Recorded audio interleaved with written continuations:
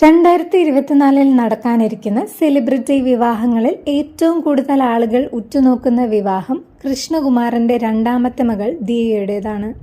കൃഷ്ണകുമാറിന്റെ മക്കൾ 4 പേർക്കും YouTube channel ഉണ്ടെങ്കിലും ഏറ്റവും കൂടുതൽ ആരാധകർ ഉള്ളത് ദിയയ്ക്ക് തന്നെയാണ്. ആര് വീഡിയോ ഇട്ടാലും അതിൽ വരുന്ന കൂടുതൽ കമന്റുകളും ദിയയെക്കുറിച്ചുള്ളതായിരിക്കും.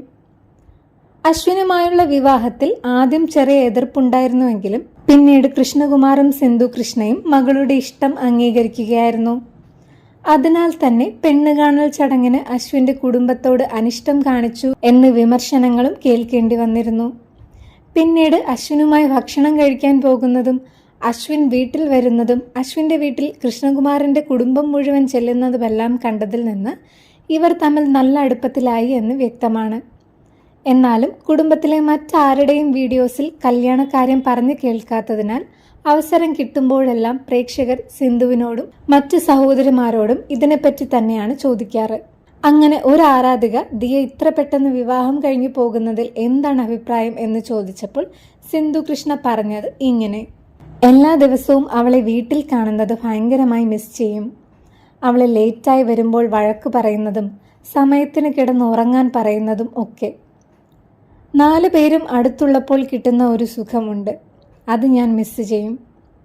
പെട്ടെന്ന് കല്യാണമായപ്പോൾ ജീവിതം എത്ര വേഗത്തിലാണ് പോകുന്നതെന്ന് തോന്നിപ്പോയി. ചിലപ്പോൾ തോന്നും മക്കളെല്ലാവരും കുഞ്ഞായി തന്നെ ഇരുന്നാൽ മതിയായിരുന്നുവെന്ന്.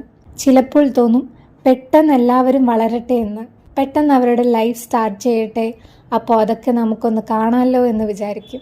എനിക്കിപ്പോൾ എല്ലാ ഇമോഷൻസും മിക്സ് ആയിരിക്കുകയാണ്.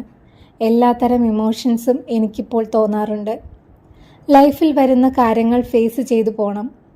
എനിക്ക് എക്സൈറ്റ്മെൻറ്റുമുണ്ട് എന്ന് സിന്ധു കൃഷ്ണ പറഞ്ഞു. മറ്റൊരു ചോദ്യം അശ്വിനെക്കുറിച്ച് പറയൂ എന്നായിരുന്നു. സിന്ധുവിൻ്റെ മറുപടി ഇങ്ങനെ: അശ്വിൻ ഭയങ്കര സ്വീറ്റായ ആളാണ്, ഭയങ്കര ഹോംലിയാണ്, സ്വീറ്റായ കെയറിങ് ആയ പയ്യനാണ് അശ്വിൻ. കല്യാണ പർച്ചേസിംഗ് ഒക്കെ കഴിഞ്ഞു എന്ന ചോദ്യത്തിന് തുടങ്ങിയിട്ടേ ഉള്ളൂ, ഇനിയും സമയമുണ്ടല്ലോ എന്നായിരുന്നു മറുപടി. സെപ്റ്റംബറിലാണ് വിവാഹം. ഡേറ്റ് ഇതുവരെ വെളിപ്പെടുത്തിയിട്ടില്ല. സംഗീതനും ഹൽദിക്കും ആവശ്യമായ വസ്ത്രങ്ങൾ തയ്പ്പിക്കാൻ നൽകി കഴിഞ്ഞു.